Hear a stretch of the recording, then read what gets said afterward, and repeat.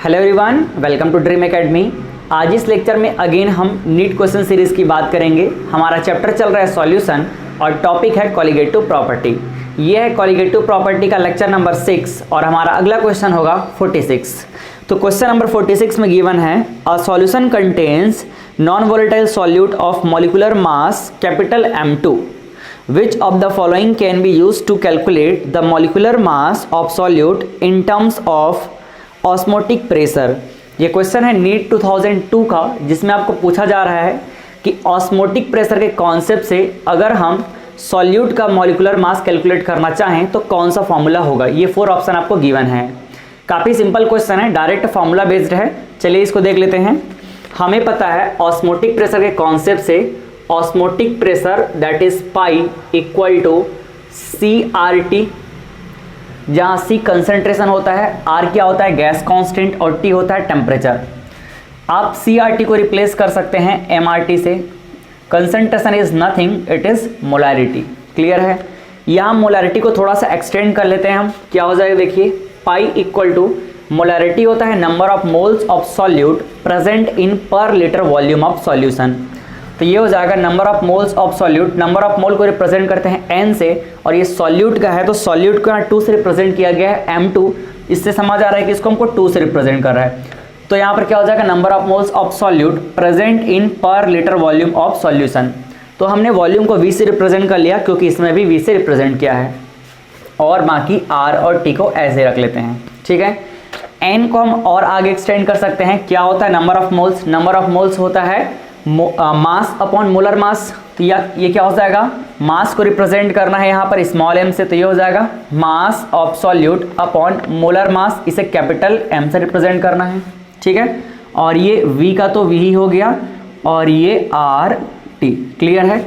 यहाँ से हम M2 की वैल्यू कैलकुलेट कर सकते हैं। तो देखिए फिर सीधा सीधा मैं यहाँ पर इसको रिलेट कर लेता हूँ। ये हो जाएगा M2, और M2 इक्वल टू हम क्या लिख सकते हैं, इसको पाई को ट्रांसफर कर लेंगे तो ये हो जाएगा M2 RT upon pi V।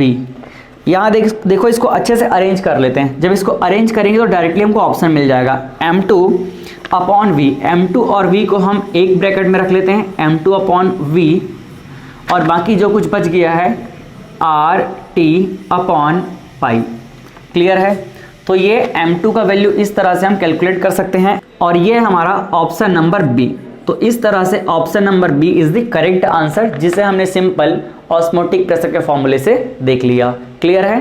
तो इस तरह के सिंपल क्वेश्चन भी पूछे जाते हैं, तो आपको इन सब का भी केयर करना है। चलिए बात करते हैं अगले क्वेश्चन की। चलिए अब हम देखते हैं अगला question, that is question number 47।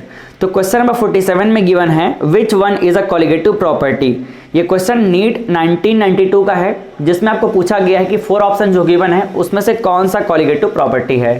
First option है बॉइलिंग पॉइंट, सेकंड है वेपर प्रेशर, थर्ड है ऑस्मोटिक प्रेशर, एंड फोर्थ है फ्रीजिंग पॉइंट। तो हमें पता है 4 कॉलिगेटिव प्रॉपर्टी क्या क्या होते हैं। फर्स्ट कॉलिगेटिव प्रॉपर्टी होता है relative lowering in vapour pressure, जिसे शॉर्ट में हम RLVP कहते हैं। सेकंड क्या होता है, सेकंड होता है elevation in boiling point, short में लिख लिया मैंने। थर्ड होता है डिप्रेशन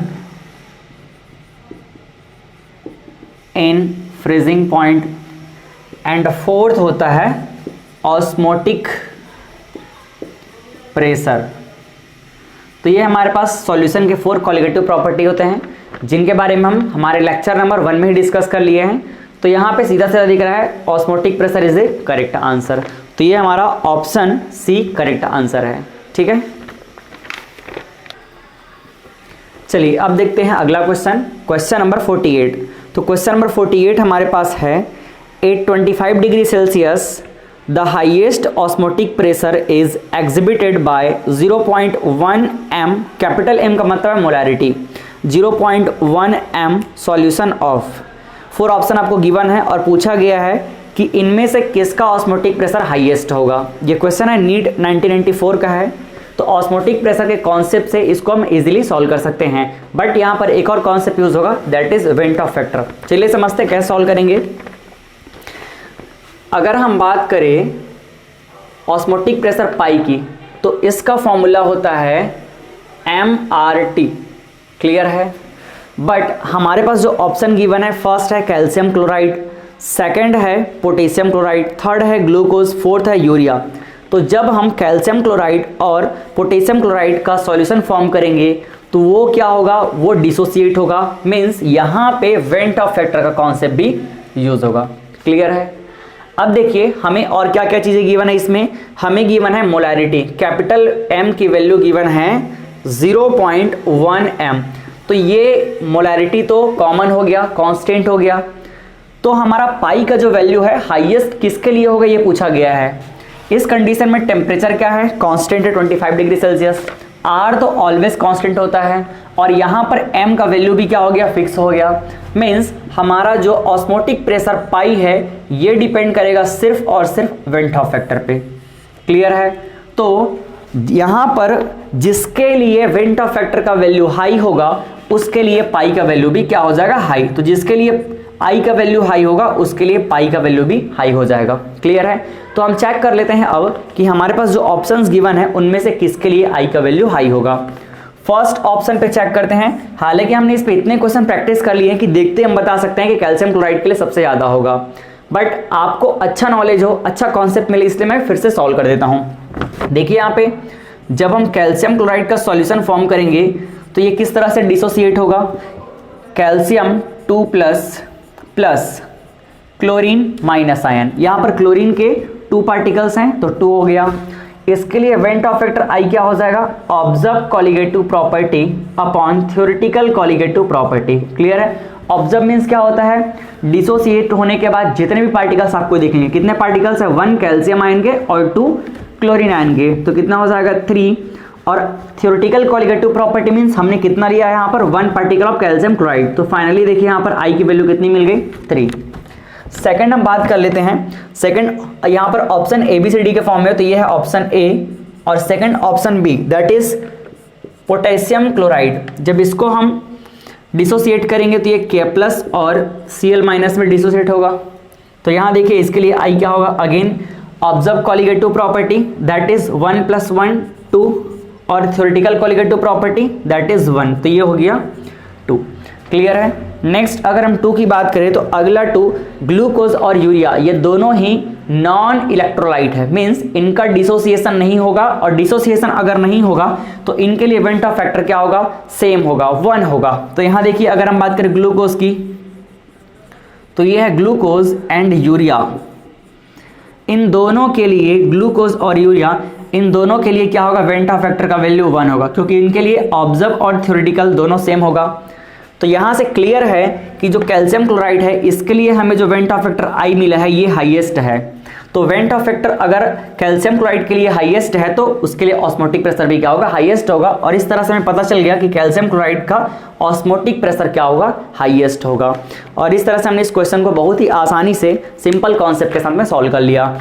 चलिए इसे आप नोट कर लीजिए। ऐसे क्वेश्चन बिल्कुल एग्जाम के लिए हमेशा इंपॉर्टेंट होते हैं। हमने इस तरह के और कई क्वेश्चन सॉल्व कर लिए हैं, तो इस लॉजिक को आपको अच्छे से अप्लाई करने आना चाहिए। ठीक है, नोट कर लीजिए। अब हम देखते हैं next question, that is question number 49। तो क्वेश्चन नंबर 49 हमारे पास गिवन है 200 ml of N aqua solution of a protein contains it's 1.26 gram. The osmotic pressure of this solution at 300 Kelvin is found to be 2.57 into 10 to the power minus 3 bar. The molar mass of protein will be, फिर आपको R का value भी given है, वो constant है, उसका value है 0.083 litre बार mole inverse kelvin inverse. इस क्वेश्चन में आपको ऑस्मोटिक प्रेशर का कॉन्सेप्ट यूज करना है और सॉल्यूट मींस यहाँ सॉल्यूट है प्रोटीन, प्रोटीन का मॉलिक्यूलर मास आपको कैलकुलेट करना है। इसमें आपको 4 ऑप्शन गिवन है। ये क्वेश्चन है नीट 2011 का, काफी सिंपल क्वेश्चन है, फॉर्मूला बेस्ड क्वेश्चन है। चलिए सॉल्व करते हैं। इस क्वेश्चन में जो जो चीजें हमें गिवन है उससे पहले लिख लेते हैं। हमको गिवन है वॉल्यूम, सॉल्यूशन का वॉल्यूम जिसे हम VL से रिप्रेजेंट करते हैं, तो ये है 200 ml। हमको इसकी वैल्यू फॉर्मूला में लीटर में रिक्वायर्ड होती है, तो लीटर में कन्वर्ट कर लेते हैं। ये हो जाएगा 200/1000 और ये लीटर। क्लियर है? आप चाहे तो यही इसको सिंप्लीफाई कर सकते हैं या फिर लास्ट में पुट करके कर सकते हैं। फिर आपको गिवन है प्रोटीन मीन्स सॉल्यूट का अमाउंट गिवन है, जिसे हम स्मॉल w से रिप्रेजेंट करते हैं। ये वैल्यू ग्राम में होना चाहिए, जनरली ग्राम में होता है क्योंकि छोटा अमाउंट होता है सॉल्यूट का, और ये वैल्यू आपको गिवन है 1.26 ग्राम। फिर आपको गिवन है टेम्परेचर T का वैल्यू गिवन है 300 केल्विन। आपको पाई ऑस्मोटिक प्रेशर का भी वैल्यू गिवन है। Osmotic pressure pi equal to 2.57 into 10⁻⁻3, और यहाँ प्रेशर का यूनिट बार लिया गया है। फिर आपको गिवन है R का वैल्यू, R का वैल्यू है 0.083। ठीक है, हमें चाहिए सॉल्यूट का मोलर मास, जिसे हम m से रिप्रेजेंट करते हैं, mt से रिप्रेजेंट कर सकते हो या फिर m2 से रिप्रेजेंट कर सकते हो या फिर सिंपली m से भी। तो इस मोलर मास का वैल्यू हमें चाहिए। इसके लिए हम ऑस्मोटिक प्रेशर का फॉर्मूला यूज़ कर लेते हैं। क्या होता है osmotic pressure? Pi equal to होता है, osmotic pressure pi equal to mRT। यहाँ m क्या है? मोलैरिटी। मोलैरिटी को हम आगे एक्सटेंड कर लेते हैं, तो number of moles of solute upon volume of solution in litre into RT। इसे और आगे एक्सटेंड कर लेते हैं, तो number of moles of solute क्या हो जाएगा? Weight of solute in gram upon molar mass of solute that is MT into volume of solution. ठीक है, ये है वेट ऑफ सॉल्यूट और ये है मोलर मास ऑफ सॉल्यूट, यही MT हमको कैलकुलेट करना है। फिर देखिए ये हो जाएगा R और ये हो जाएगा T। यहाँ से MT हमें चाहिए, तो MT को मैं क्या लिख सकता हूँ? MT इक्वल टू सीधे सीधे ट्रांसफर कर लेता हूँ, ये हो जाएगा WG into R into T upon pi को इधर नीचे ट्रांसफर कर लिए और ये हो जाएगा VL। बस इस फॉर्मूले में हमको वैल्यू पुट करना है, फिर हमको MT का वैल्यू मिल जाएगा। देखिए पुट कर लेते हैं वैल्यू को। W का वैल्यू कितना है? 1.26 ग्राम। R का वैल्यू कितना है? 0.083। T का वैल्यू है 300 केल्विन। फिर देखिए पाई का वैल्यू कितना है हमारे पास? 2.57 इंटू 10⁻³ बार। और VL का वैल्यू कितना है? 200 अपॉन 1000। तो सीधा सीधा सिंप्लीफाई कर लेते हैं इसको, 1 0 कैंसिल, 1 0 कैंसिल, ये भी 0 कैंसिल, ये भी 0 कैंसिल, तो ये 2/10, 2/10, ये 2 और अपॉन 10, तो ये चला जाएगा ऊपर में। क्लियर है? इसको आप सॉल्व कर लीजिए, सॉल्व करने पे आपको वैल्यू मिल जाएगा।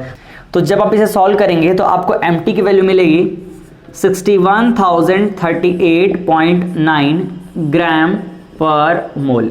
ये वैल्यू आपको मिल जाएगी। आप इसे सॉल्व कर लीजिए, सॉल्व करने पे आपको ये वैल्यू मिल जाएगी। और ये है हमारा ऑप्शन नंबर डी। तो ये ऑप्शन नंबर डी हमारा करेक्ट आंसर है। सिंपली फॉर्मूला बेस्ड क्वेश्चन था, हमने फॉर्मूला अप्लाई किया, वैल्यू पुट अप किया, फिर हमको ये आंसर मिल गया। चलिए फिर इस वीडियो को यहीं ओवर करते हैं, मिलते हैं नेक्स्ट लेक्चर में अगले क्वेश्चन के साथ। Thank you.